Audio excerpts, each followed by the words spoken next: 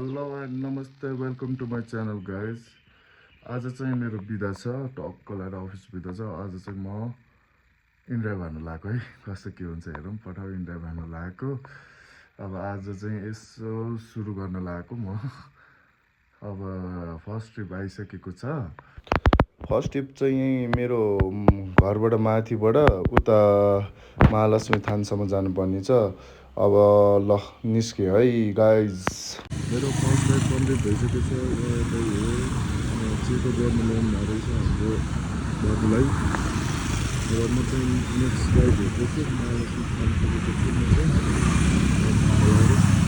एक सय 60को राइड थियो, उहाँले त 170 नै दिनुभयो। 10 रुपियाँ मलाई टिप्स दिनुभयो उहाँले। फर्स्ट राइडमा 10 टिप्स होइन। अब चाहिँ नेक्स्ट ट्रिप लागिसकेको छ, त्यही भएर म चाहिँ अब त्यो लोकेसनमा जाँदैछु।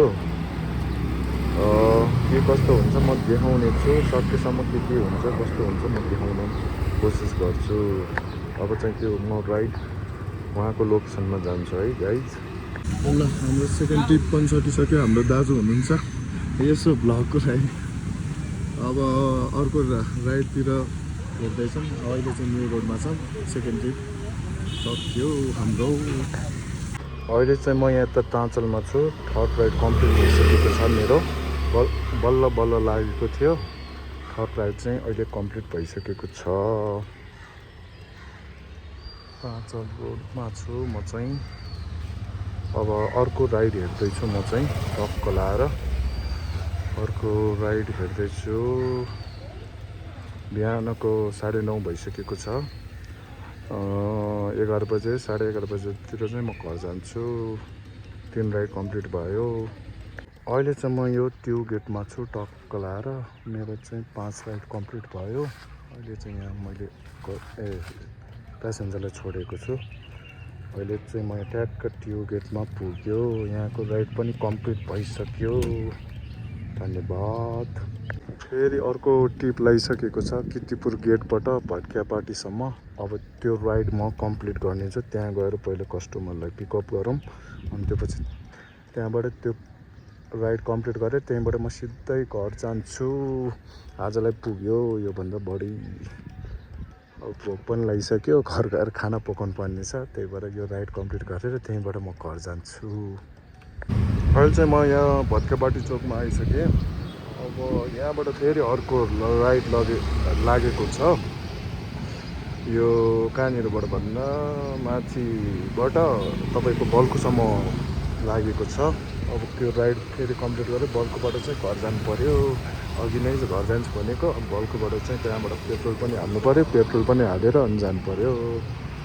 ल अर्को राइड पनि कम्प्लिट भइसक्यो। अहिले चाहिँ म यहाँ बल्कु चोकमा छु। अब यहाँबाट चाहिँ टौडासम्म जाने सोच्दैछु टक्क लाएर। अहिले चाहिँ हामी अब यो भयो त हस्पिटल भयो, टक्क लाएर यहाँ चाहिँ राइड कम्प्लिट भएर हामी चाहिँ अब यहाँ बसिरहेछौँ। टौडासम्म जानु पायो भने टक्क लाएर खोजेर जानु पऱ्यो, अनि घर जानु पऱ्यो। त्यहीँबाट डाइरेक्ट घमै बल्कु चोकबाट अफलाइन टिप पाएको थियो 200 रुपियाँ। त्यहाँबाट भयो 200 रुपियाँ इसेमा छ होला, लगभग 4-5 रुपियाँ भयो। अहिले म यहाँ लान्छ चोकमा छु खोलाएर। अब चाहिँ यहाँबाट चाहिँ म सट्ट लाएर घर जान्छु। कस्तो दामी चाहिँ बवाल रहेछ। यहाँबाट चाहिँ एकदम दामी ठाउँ एकदम दामी रहेछ। पिसफुल रहेछ एकदम दामी। त्यहाँ यो झन् कस्तो दामी हो बवाल छ। फाइनली अब म चाहिँ घर पुगिसकेँ है गाइज। ठ्याक्कै उता पुष्प सदनबाट यहाँ टौडा आउने नै मैले टिप पाएँ कि ठ्याक्क लाएर पाएर अहिले चाहिँ म घर उहाँलाई ड्रप गरेर म चाहिँ घर पुगिसकेँ। बिहानको म चाहिँ कति बजेदेखि काम गरेको भन्दा 7 बजेदेखि काम गरेको।